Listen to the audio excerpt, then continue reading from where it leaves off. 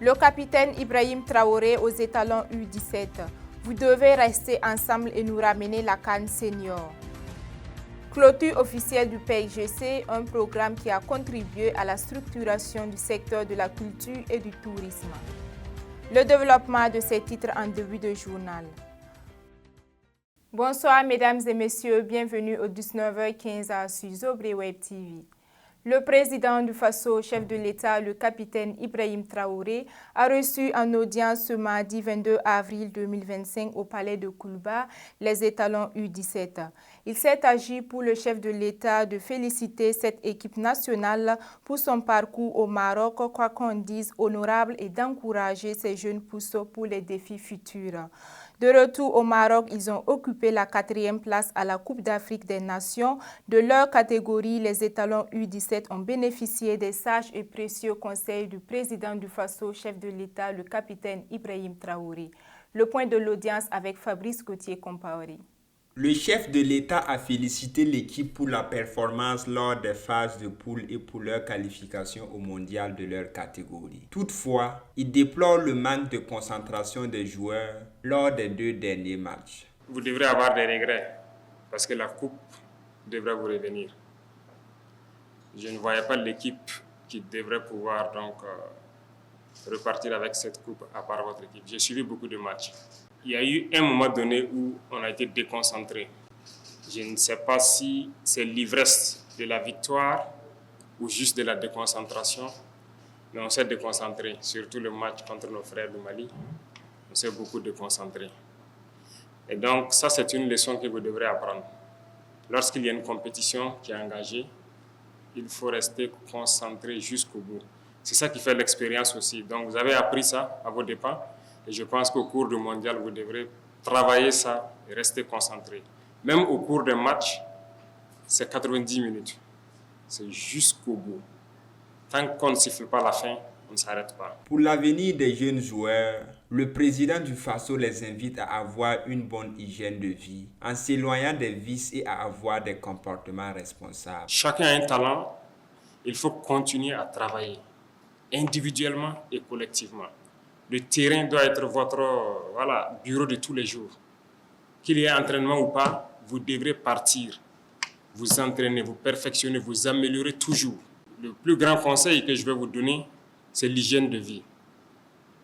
Souvent, on ne le dit pas, mais ce qui fait, détruire la carrière de beaucoup de footballeurs au Burkina Faso, c'est l'hygiène de vie. Vous êtes rentré dans une phase active et aujourd'hui, je ne vais pas vous mentir, vous serez confronté à cette situation d'hygiène de vie. Ça contribue à détruire beaucoup de carrières. Pourtant, autant que vous êtes, vous pouvez être dans le plus grand club de ce monde-là. Ne doutez même pas de vous. Donc, soignez votre hygiène de vie. Concentrez-vous sur votre objectif. Le ministre chargé des Sports, Roland Somda, a traduit sa gratitude au président du Faso, chef de l'État, le capitaine Ibrahim Traoré. Pour lui, les conseils donnés vont permettre de galvaniser davantage les poulets. Ces jeunes, avec votre autorisation, lorsque je leur faisais la remise du drapeau, à travers leur capitaine, on dit ceci, et j'ouvre les guillemets. Une fois au Maroc, nous allons défendre chaque centimètre carré du terrain comme si c'était le territoire du Burkina Faso. Excellence, je crois qu'ils l'ont fait, et même si au plan collectif, les résultats obtenus n'ont pas été à la hauteur, le bilan n'est pas aussi alarmant.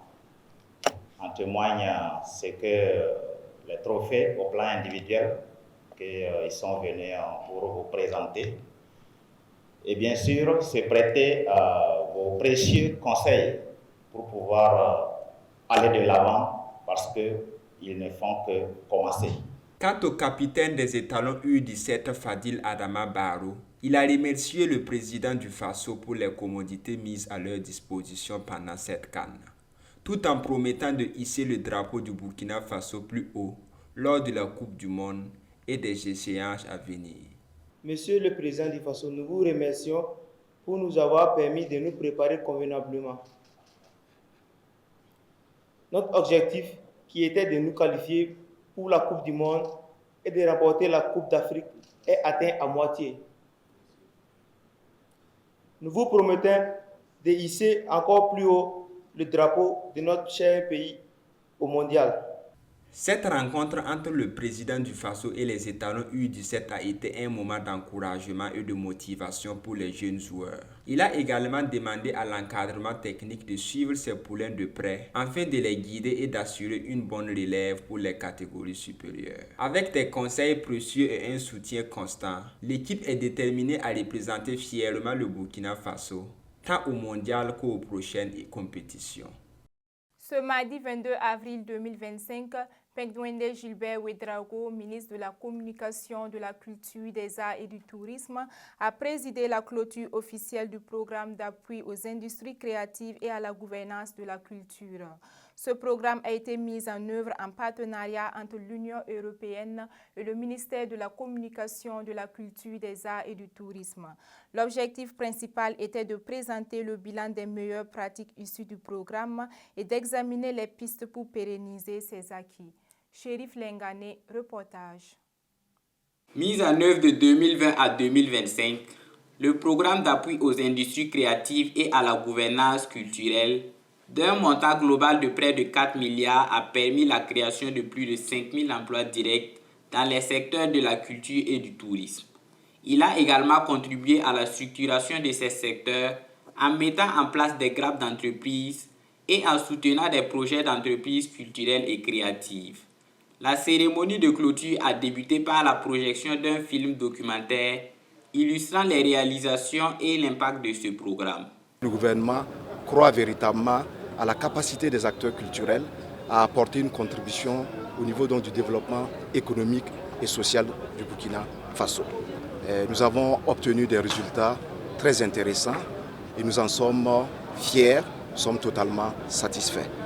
Nous le sommes d'autant plus que les acteurs, les bénéficiaires eux-mêmes ont très clairement donné donc, des témoignages qui nous convainquent donc, de la pertinence de ce programme et surtout de l'impact qu'il a eu sur le secteur de la culture et du tourisme. Ce programme a été un grand appui parce que comme vous le savez, surtout dans le monde du cinéma, on a besoin de beaucoup de moyens. Et évidemment, l'État burkinabé ne peut pas tout nous donner. On a besoin de chercher des partenaires de gauche à droite. Et puis donc, ce programme a été un gros soulagement.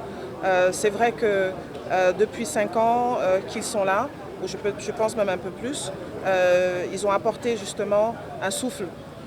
Parce que quand on commence des projets et après on a des difficultés pour les terminer, ce fonds était là. Donc je pense que pour tous les bénéficiaires, ça a été vraiment un appui pour nous.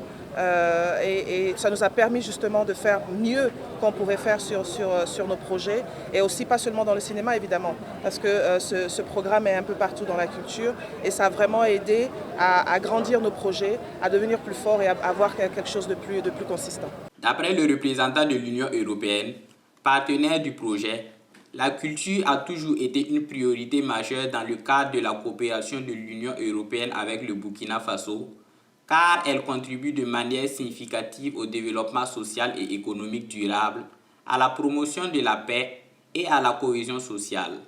Lors de cette cérémonie de clôture, le représentant de l'Union européenne a exprimé sa grande satisfaction quant à la réussite de ce projet. On est tous très contents, très satisfaits, très fiers des résultats de ce beau projet. C'est quand même un grand projet, c'est 5 ans de projet, 10 millions d'euros. C'est 200 projets qui ont été financés, 100 entreprises qui ont été créées, 5000 emplois qui ont été créés. Donc on est vraiment très contents, très fiers. À la clôture du programme, le ministre Pengdouende Gilbert Ouedraogo a annoncé une rencontre prochaine prévue pour le mois de juin avec les partenaires techniques et financiers, les acteurs du secteur privé ainsi que les acteurs culturels et touristiques, afin de présenter les potentiels existants dans les secteurs de la culture et du tourisme.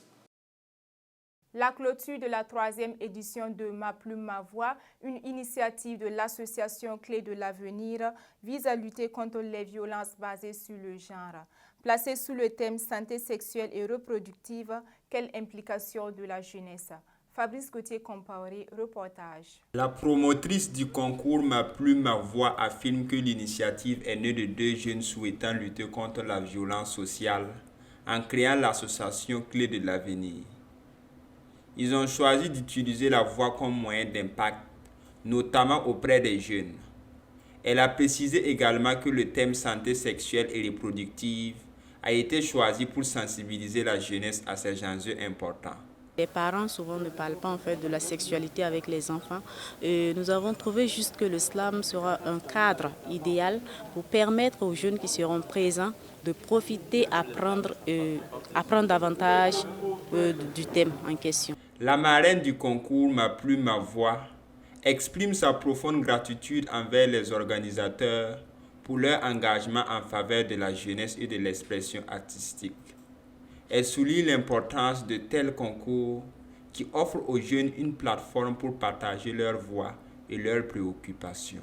Mon message, c'est de persister, de continuer à amplifier la voix, parce que le chemin et les sujets qu'ils traitent sont des sujets nobles. Ce sont des sujets qui vont participer à l'épanouissement de la jeunesse qui est notre espoir.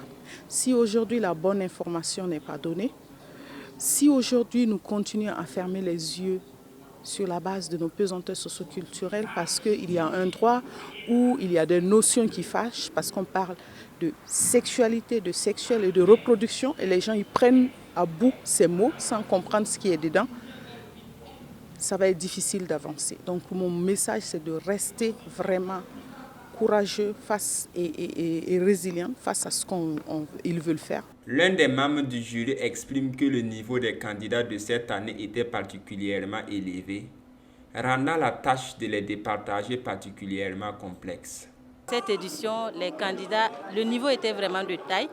Voilà, on a vraiment eu du mal à répartir les candidats. La diction, la thématique, l'originalité, l'éloquence, voilà, c'était les 4 critères qu'on s'est basé pour noter les candidats. La lauréate de la 3e édition de Ma Plume, Ma Voix exprime sa profonde émotion et adresse ses sincères remerciements aux organisateurs pour avoir choisi un thème aussi pertinent et souvent tabou dans notre société actuelle. En tant que lauréate de cette 3e édition de la compétition Ma Plume, Ma Voix, je suis honorée. C'est un honneur pour moi, je suis ravie d'être lauréate à cette compétition. Cela prouve au moins que mes efforts n'ont pas été vains. Je remercie le comité d'organisation. C'était une belle initiative d'imposer surtout ce thème-là qui est la santé sexuelle et reproductive. Ce thème-là, parce que ce thème-là nous a permis beaucoup de connaître, d'avoir plusieurs notions sur la sexualité, de savoir comment entretenir ses organes génitaux et la reproduction sexuelle, parce que c'est un sujet qui est vraiment tabou de nos jours. Et grâce à cette compétition, nous avons pu briser quelques tabous afin de montrer aux jeunes que la santé sexuelle et reproductive est vraiment primordiale. La cérémonie de clôture de la 3e édition du concours Ma Plume, Ma Voix a été un moment fort de partage et de créativité. Les prestations d'artistes invités ont enrichi l'événement, offrant au public une expérience artistique diversifiée et inspirante. Cet engagement artistique témoigne de la vitalité culturelle de la jeunesse burkinabé et de son rôle essentiel dans la sensibilisation aux enjeux sociétaux. C'est tout pour ce 19h15. Merci de votre attention. Retrouvez l'actualité en temps réel sur Zobré Web TV. Au revoir.